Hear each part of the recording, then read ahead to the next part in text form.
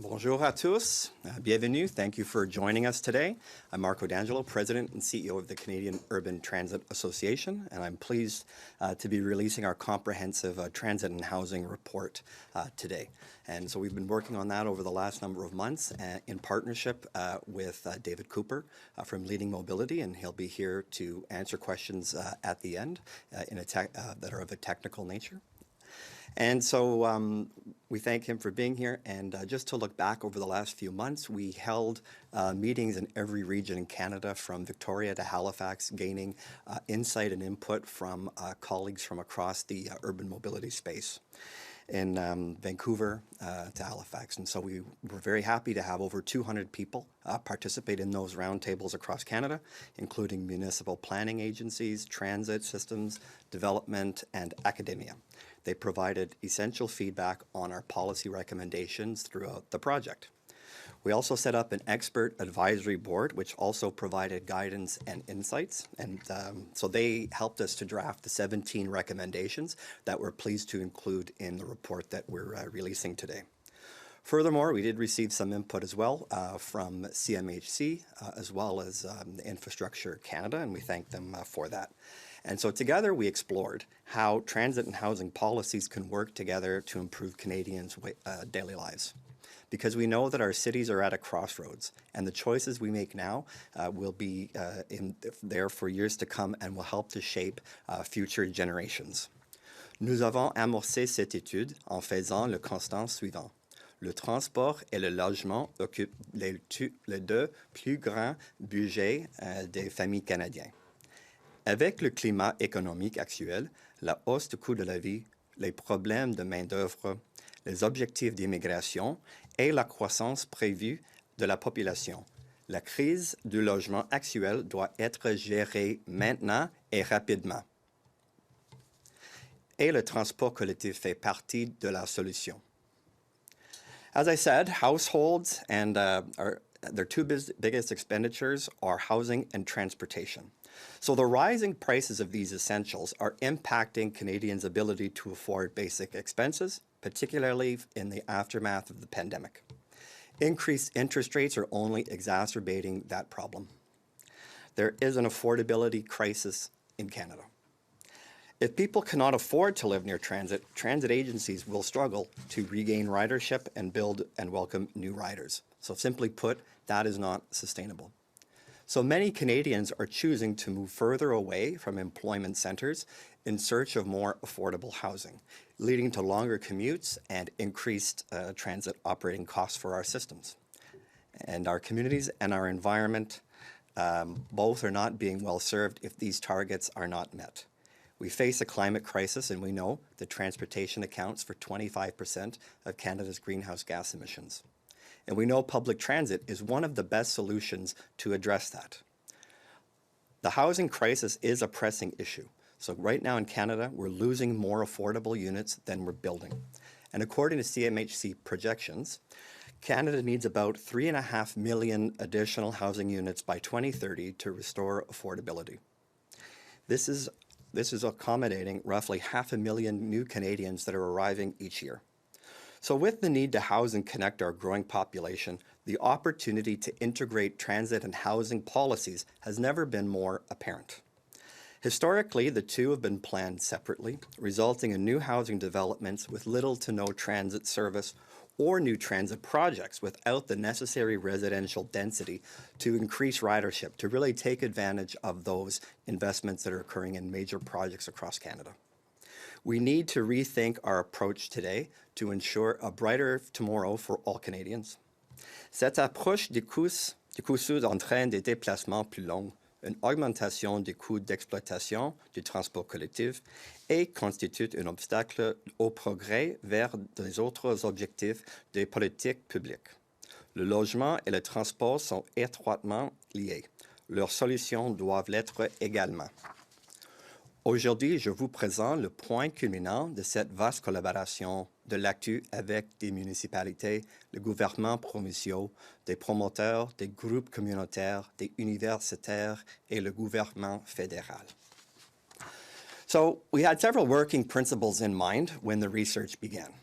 These were to increase ridership, maximize capital investment, reduce greenhouse gas emissions, consider location efficiency in planning for housing and transit, and consider timely and unique factors. So our report is aptly named Housing is on the Line, and we present 5 key pillars of action. They are our guiding principles as we move forward to build transit and build housing in the coming years. So first, we must activate land. There is a wealth of underutilized land surrounding transit stations that can be harnessed to deliver more transit-oriented housing.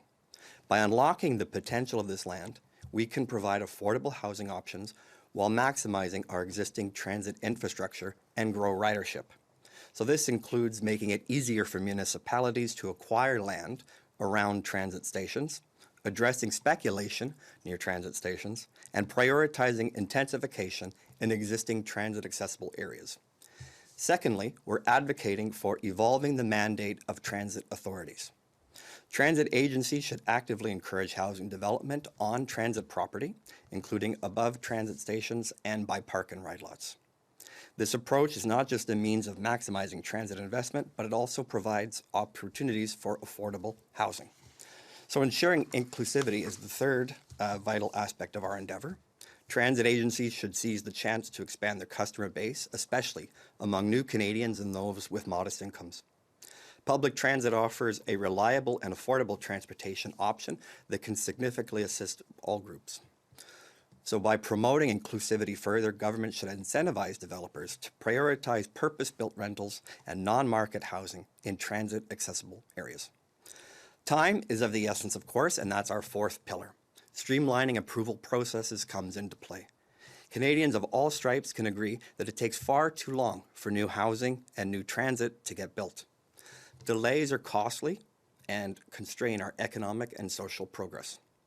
Coordinated rezoning can lead to cost savings for new rapid transit projects, and municipalities should accelerate those timelines for reviewing applications when defined inside of transit-oriented development areas. Finally, maximizing investments is a key to ensuring the success of these recommendations. Governments can achieve multiple policy outcomes with the same investment. So funding for public transit should prioritize those that stimulate housing development, integrate with active transportation networks, and complete communities.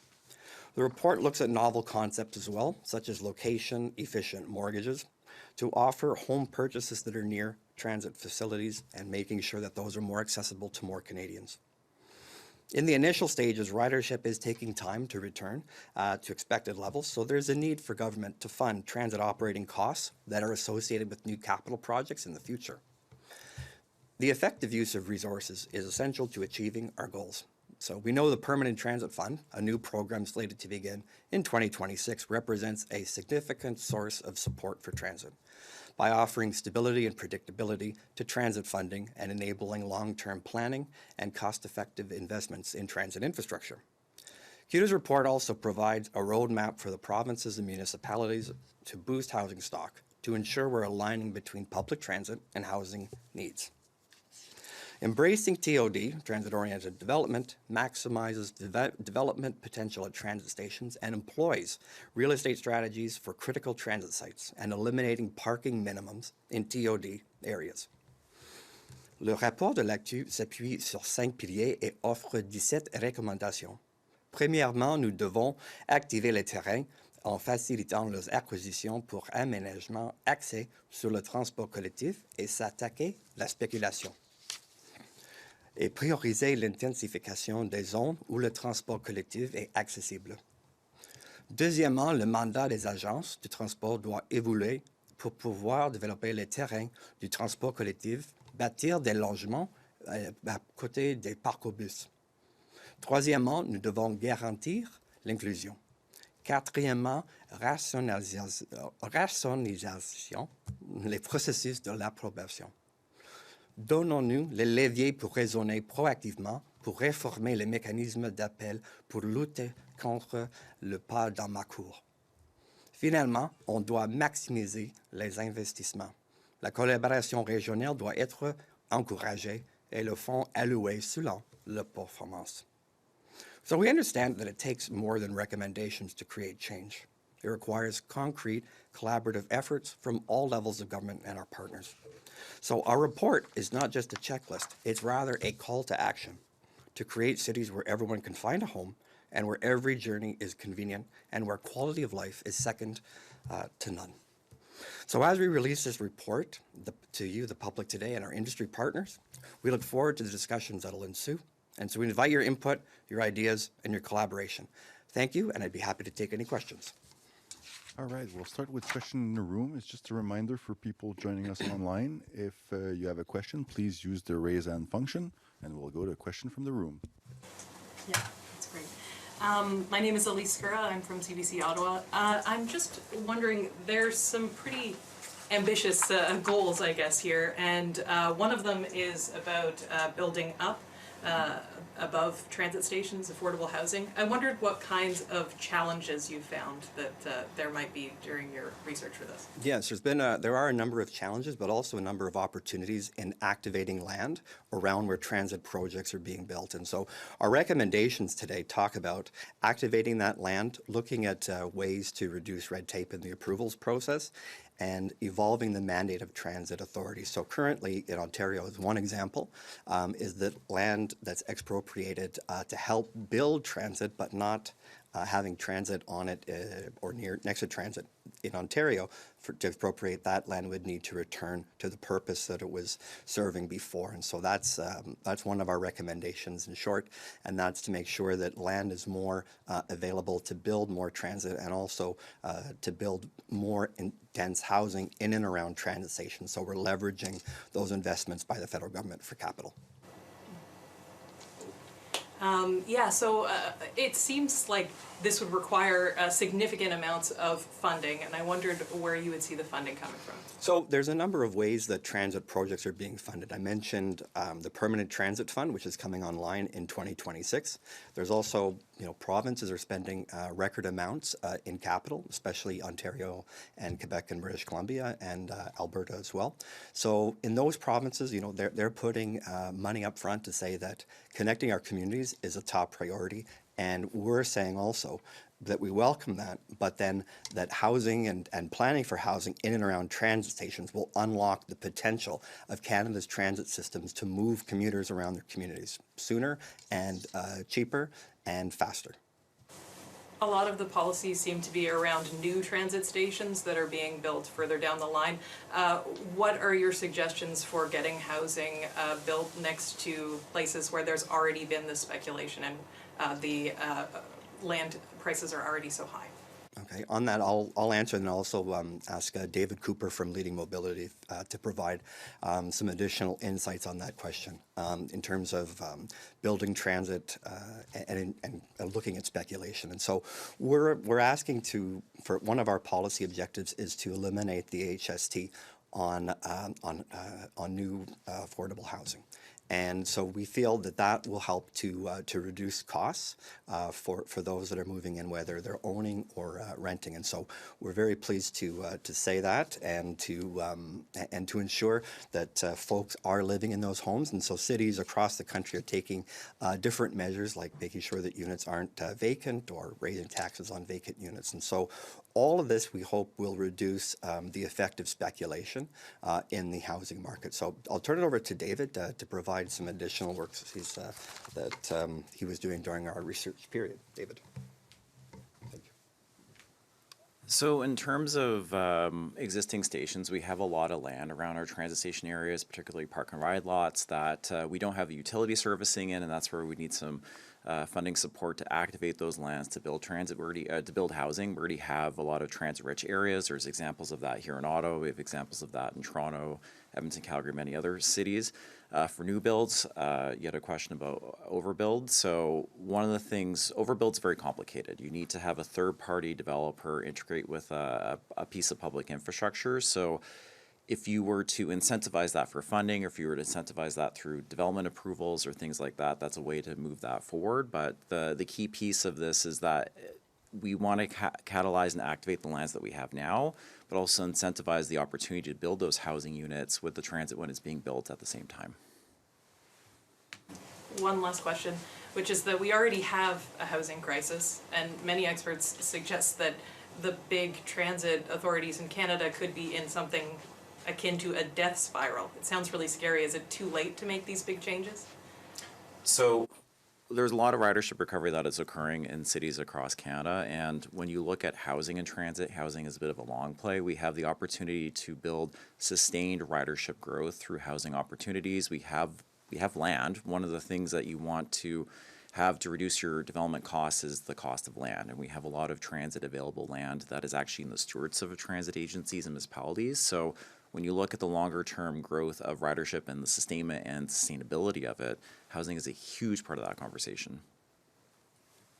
Yes, and we have to ensure that ridership is able to grow with investments in capital projects by ensuring that we have affordable options for people, whether it's renting or owning near transit lands. For example, in the city of Brampton, ridership is already 30% above pre-pandemic levels. And so they require operating support to help to serve not only the existing areas of Brampton, but we know that'll be one of the fastest growing cities over the next decade, and looking at other cities around Canada that are in a similar situation. By increasing our population by 500,000 residents each year, it's critical that we make these investments in housing and transit in tandem together, because transit and housing go hand in hand, and so that's what we found and issued 17 recommendations to all levels of government to say, here's how you can help and how transit can help us to meet our housing targets over the next 10 years, our climate targets over the next 10 years, and make sure that we're addressing inflation and affordability for families. Transit is the answer. All right, just a reminder for the people joining us online, if you do have a question, please use the raise hand function. Ceci est un rappel pour les gens en ligne. Si vous avez une question, s'il vous plaît, utilisez la fonction main levée.